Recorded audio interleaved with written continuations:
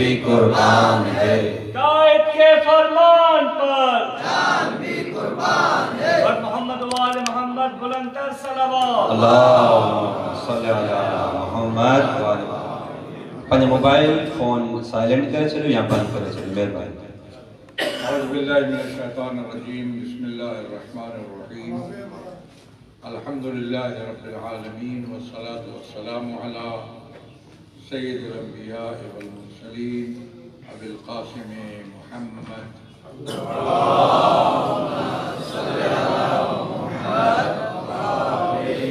وآلہ الطیبین وصحبہ المنتجبین، اما بعد فقد قال اللہ تبارک و تعالی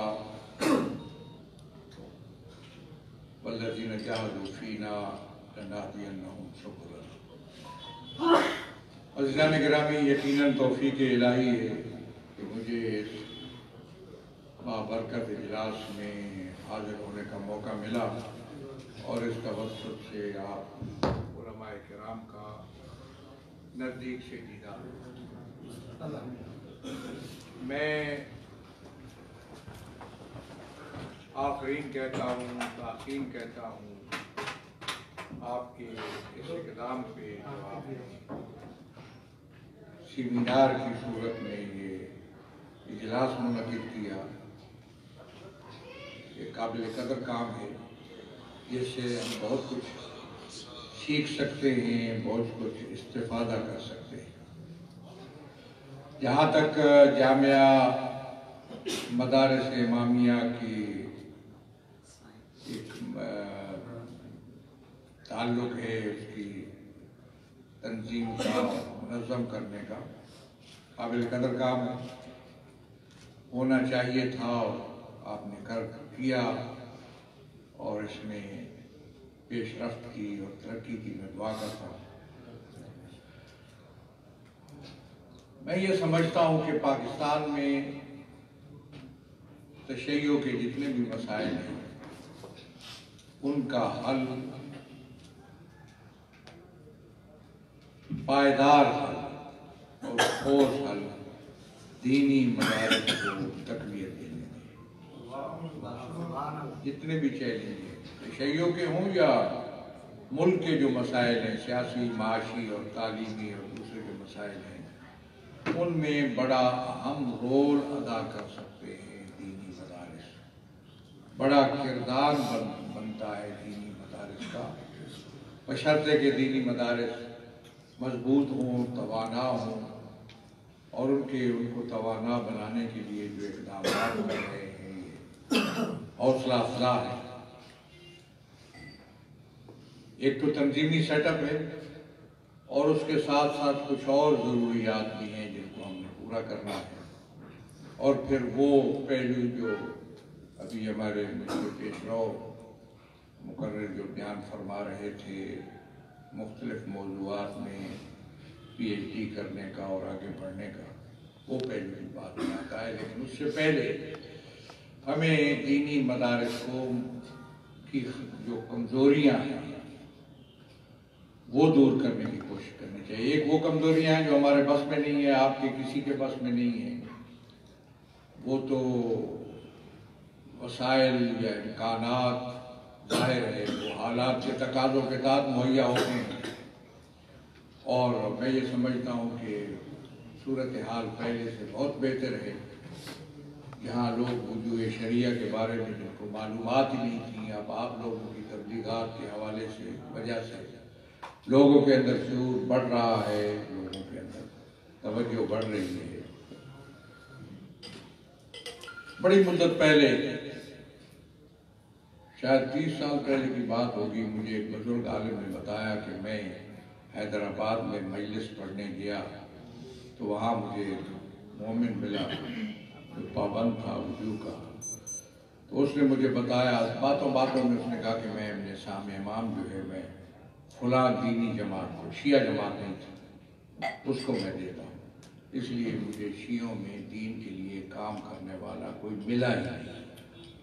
یہ صورتحال تھی، تو اکا دکا تھے لوگ، لیکن اب الحمدللہ لوگوں میں شعور پیدا ہو گیا ہے اور وجوہ شریعہ کی طرف لوگ متوجہ ہیں، اور مزید ان کو توجہ دلانے کی ضرورت ہے، لیکن وہ توجہ جب ہم اپنی کارکردگی پیش کریں گے اور لوگوں کے سامنے ضرورت اور اہمیت دینی مدارس کی اجاگر ہوگی اور ان کا رول اور کردار دین کو پھیلانے میں، دینی اقدار کو فروغ دینے میں، معاشرے میں دینی کلچر اور اسلامی تہذیب کو فروغ دینے میں جب کردار ہوگا وہ دیکھیں گے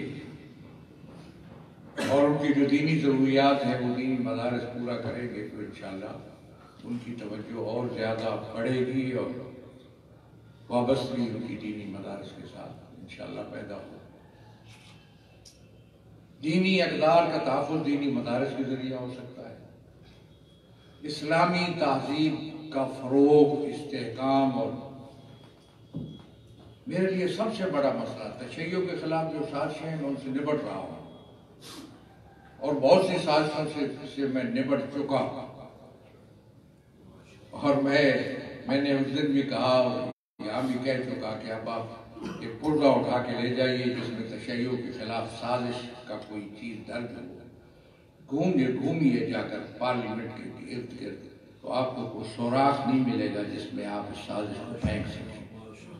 یہ میں بطور مثال کہہ رہا ہوں۔ اور اب وہ جو بحثیں ہوتی تھی تشیع کے حوالے سے اور تشیع کو دوسرے اور تیسرے درجہ بنانے کی، جو پارلیمنٹ کے اندر لوگوں کو تیار کر کے لے جایا جاتا تھا اور بحثیں ہوتی تھیں، ان بحثوں کے دروازے بند ہو گئے۔ اب یہ پارلیمنٹ کو جرأت نہیں ہوگی کہ وہ تشیع کی حقوق تلفی یا اس کی حیثیت کو کم کرنے کے بارے میں کوئی سوچ بھی سکے۔ بات کرنا تو بات کی بات، رول ہے، کردار بند، سب سے بڑا مسئلہ اسلامی ثقافت اور اسلامی تہذیب ہے اور اس کا تحفظ کریں گے دینی مدارس۔ لیکن دینی مدارس خود طاقتور ہیں۔ ایک کمزوریاں تو وہ ہیں جو آپ کے بس میں نہیں ہیں، ایک وہ ہے جو ہمارے بس میں ہے۔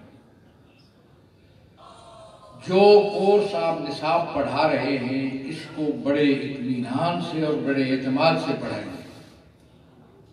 میں کسی فیلڈ کا آدمی ہوں، عمر گزری ہے اس دشت کی سیاحی میں، کتنے سال میں نے تدریس کی اب بتا نہیں سکتا، مجھے ضرورت نہیں ہے، لیکن میں سمجھتا ہوں کہ اس کورس کو کسی اور کے ساتھ دوران تدریس مکس کرنے کا اور مکس کر کے پڑھانے کا یہ بات میری سمجھ میں ابھی تک نہیں آئی۔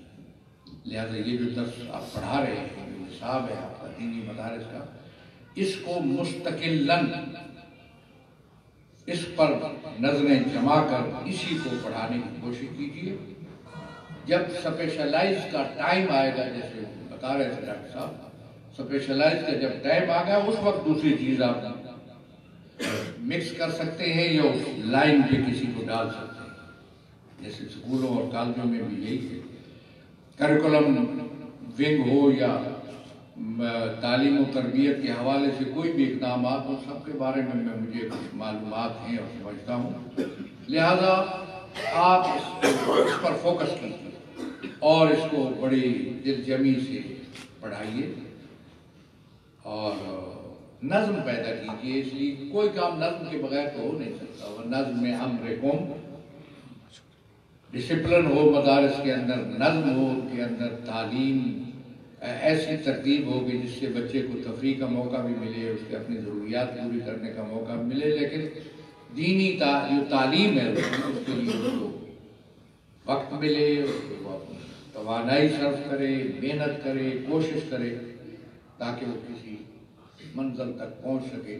میں تو کہتا رہتا ہوں لوگ بچے اسی قسم کے دینی مدارس تھے جن کے کسی حجرے سے یہاں پاکستان کے اندر سید محمد دہلوی برآمد ہوئے، کسی حجرے سے مفتی جعفر حسین برآمد ہوئے، کسی حجرے سے عارف حسینی برآمد ہوئے، اسی طرح کسی حجرے سے مولانا باقر نجوی صاحب برآمد ہوئے۔ یہ مدارس تھے۔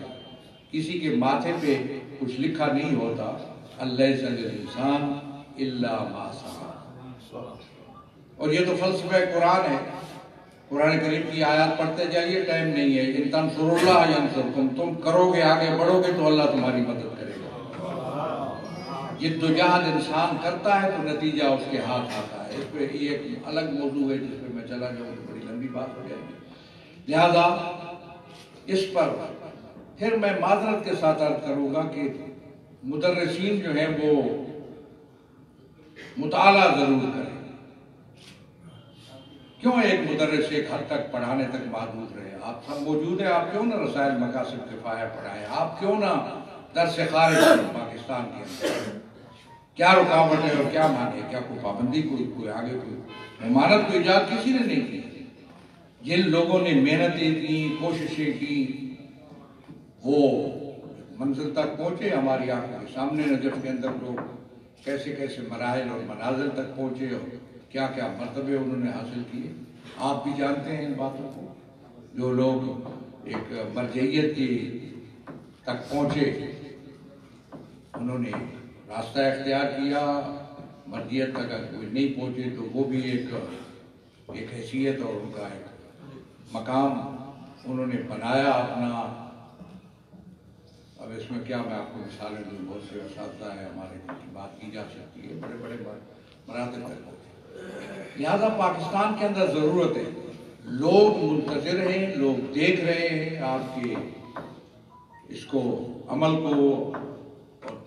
میں تو یہ سمجھتا ہوں کہ تشیع کے مسائل جو دوسرے مسائل ہیں تشیع کے، جو ان کی اپنی مذہبی حقوق ہیں، تشیع کے ہماری جنگ حقوق کی جنگ ہے نا پاکستان کے اندر، اس حقوق کے حوالے سے جدوجہد ہے. اس میں سب سے بڑا رول اگر ادا کر سکتے ہیں تو دینی مدارس. جتنے مدارس مضبوط ہوں گے، قوی ہوں گے، طاقتور ہوں گے، جتنا علماء کا رول بڑھے گا، اتنا ہم تشیع کی پیش رفت میں کردار ادا کر سکتے ہیں. پھر جب اس مرحلے سے آپ گزریں گے اور جو ایک کورس کا ایک مرحلہ ہے جہاں پہ مشترک چلتا ہے سلسلہ، اس کے بعد اسپیشلائزیشن تخصص پر جب آئیں گے تو آپ کوئی بھی راستہ آپ کے طلبہ اختیار کر سکتے ہیں، جیسے لوگوں نے کیا. مثالیں بھی دے رہے تھے، وہاں بھی اسلام آباد میں بھی ایسی مثالیں موجود ہیں، دوسری جگہوں پہ بھی جہاں لوگوں نے ایک راستہ اختیار کیا اور اس میں بڑی. ابھی آپ دیکھ لیجئے کہ آپ کے بہت ضرورت ہے سکولوں کالجوں کے اندر اسلامیات پڑھانے کے لیے. ہمارے کتنے لوگ ہیں جو ہمیں مل سکتے ہیں یا اس میں موجود ہیں؟ بہت کم ہے. پھر طلبہ کی تعداد ہمارے ہاں بہت کم ہے، اس کو بڑھانے کا بھی ایک مسئلہ ہے، اس کو بڑھانے کی ضرورت ہے. ان کے اندر ایک جاذبیت ہو طلبہ کے اندر کسی مدرسے میں پڑھنے کے لیے، تو تب جا کر آپ فارغ التحصیل تک ان کو پہنچا سکیں گے اور کسی مرحلے تک پہنچ سکیں گے. اس لیے میں یہ سمجھتا ہوں کہ وہ باتیں جو ہمارے بس میں اور ہمارے اختیار میں، ان پہ ہمیں بہت زور دینا چاہیے. اور اس میں جب تک ہم ڈسپلن، میں معذرت سے کہوں گا، میں یہاں تو مجھے نہیں پتا، پنجاب میں دوسری جگہوں میں بعض جگہوں میں گیا تو وہاں جو مدارس کے مدرسین ہیں ان کے پاس فرصت مدرسے کے لیے، مدرسے کو ٹائم دینے کے لیے وقت زیادہ نہیں ہوتا. کچھ مشکلات بھی ہیں، ظاہر ہے. اگر مدارس جب اتنے قوی ہو جائیں گے کہ ان کی ضروریات پوری کر سکیں گے تو شاید پورا فل ٹائم کو دے سکیں. کوشش کریں مدارس کے جو سرپرست ہے یا مدارس کے جو مدرسین ہیں وہ زیادہ سے زیادہ وقت مدارس کو دیں، زیادہ سے زیادہ طلبہ پر اپنی توجہ مرکوز کریں. اور خاص کر توجہ مرکوز ہونی چاہیے اخلاقی تربیت پر. بہت بڑی کمزوری لائق ہے، ہمیں بہت بڑی مشکلات کا ہمیں سامنا ہے کہ اخلاقیات بہت کمزور ہے، اور اس کی وجہ سے آپس میں جو شکر رجیاں، دوریاں، الزام تراشی تک نوبت آ جاتی ہے، ہازارائی تک نوبت آ جاتی ہے. اس سے گریز کرنا چاہیے. ہمیں دینی مدارس کو نمونہ اسوہ بننا چاہیے. ان کو دوسرے کے لیے یا ان کا کردار جو ہے وہ باعث درس ہونا چاہیے. لہذا ہمیں علماء کرام کو، طلاب کو یہیں سے تربیت دینی چاہیے. اور پھر طلاب کو جو تشیع کے حوالے سے جو اس وقت صورتحال ہے اس کی نظری حد تک طلاب کے علم میں بھی بات لانی چاہیے کہ حالات کیا ہیں، اور ان حالات کا تقاضا کیا ہے، ان حالات کو سنوارنے کے لیے اقدامات کیا کیے جا رہے ہیں۔ میرے پاس بہت سے سوالات آتے ہیں جس سے معلوم ہوتا ہے کہ لوگ حضرات کے پاس معلومات نہیں ہوئی ہے، تو تنظیم کا بھی کام ہے البتہ دینی مدارس نظری حد تک ہلکے پھلکے انداز میں ان تک صورتحال کو پہنچانا ان کو چاہیے کہ حالات کیا ہے، تشیع کی صورتحال سے دو چار ہے۔ ابھی میں آیا تو مجھے پتا چلا کہ یہاں بھی صورتحال بعض جگہوں پہ خاص کر اس ضلع خیرپور میں شبیہ اس صورتحال کے جو پنجاب کے اندر ہے، وہاں FIR درج ہوتی نہیں مجالس اعضاء پر۔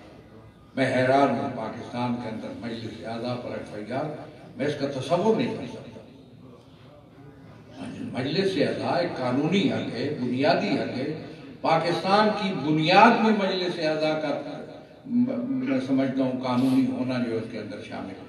لہذا یہ زیادتی اس لیے کہ وہ ہمیں پرکھنا چاہتے تھے، دوسرے جن راستوں سے آئے ان کو منہ کی کھانا پڑی، جن لوگوں کو انہوں نے کرائے کے لوگوں کو آگے لا کر تشیع کے خلاف غلیظ مہم چلائی، وہ تو معاملہ رک گیا، اس لیے کہ اب تشیع مین سٹریم کے اندر موجود ہے۔ اس وقت دینی جماعتوں کے عین وسط میں ہم موجود ہیں۔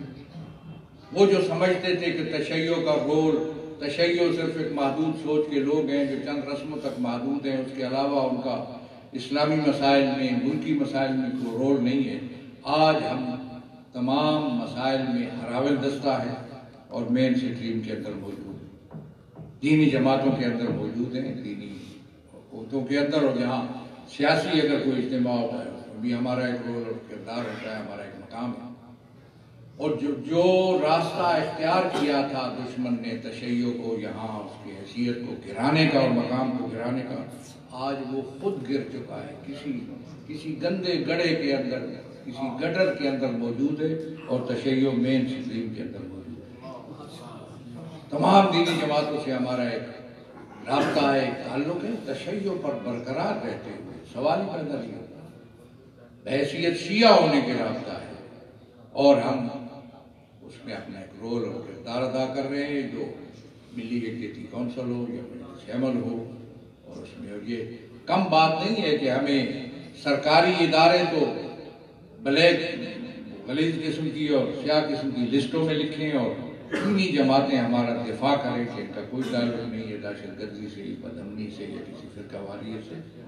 یہ ایک سرٹیفکیٹ ہے جو ہمیں ملک کی دینی جماعتوں کی طرف سے ملا ہے، لہذا ان باتوں کی طرف بھی توجہ دینی چاہیے۔ لیکن ہم نے ہماری کوشش رہی کہ دینی مدارس کو کسی احتجاج میں یا کسی اس میں زیادہ ان کا ٹائم ضائع نہ کریں، اور ہم احتجاج کے حوالے سے بھی ہمارا خاص ایک میں بتا رہا تھا ضلع والوں کے کہ ہماری پالیسی یہ ہے کہ پہلے رابطے کرو، AC سے لے کر ہوم سیکرٹری تک، اور ایک DSP سے لے کر اور IG تک جو ہے وہ رابطے ہوں، اور رابطوں کے ذریعے اپنے مسائل جو ہے وہ حل کرائیں، ضلع سے لے کر اور ڈویژن سے لے کر صوبے تک۔ اور اگر کہیں احتجاج بھی ہو تو بہت بڑا واقعہ ہوتا ہے تو احتجاج پرامن انداز میں ہو، نماز جمعہ کے باہر بینر لے کر، اور پھر یا قانونی راستہ ہے، 2-3 راستے ہیں جو ہم اختیار کیے ہوئے ہیں، ہم کسی مشکل میں تک ڈالنے کے نہیں ہے، ضرورت نہیں محسوس کر رہے۔ جب بھی ضرورت ہوگی تو ظاہر ہے ہمارا تو مشن ہی قربانی دینا ہے، مازارائی نہیں، لڑائی جھگڑا نہیں، بلکہ قربانی کے ذریعہ مسائل کو حل کرنا۔ تکبیر، اللہ اکبر، رسالت، یا رسول اللہ، اے ہماری دستگاہ کربلا، کربلا، اے ہماری دستگاہ کربلا، کربلا، آواز بلند صلوات۔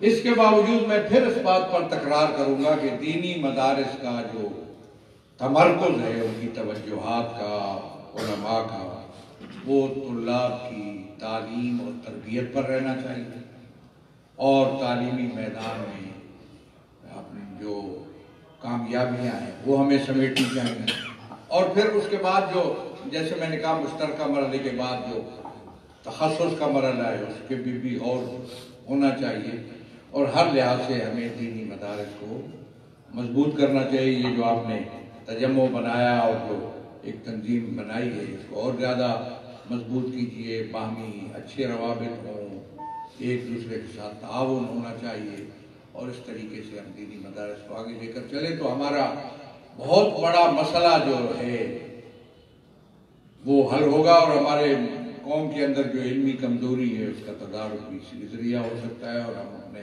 وہ مقاصد و اہداف جو آپ نے اپنے حصول و منصور میں دیے ہوں گے اس کے حصول میں بھی ہم کامیاب و کامیاب ہو سکتے ہیں۔ میں دعا کرتا ہوں کہ اللہ تعالیٰ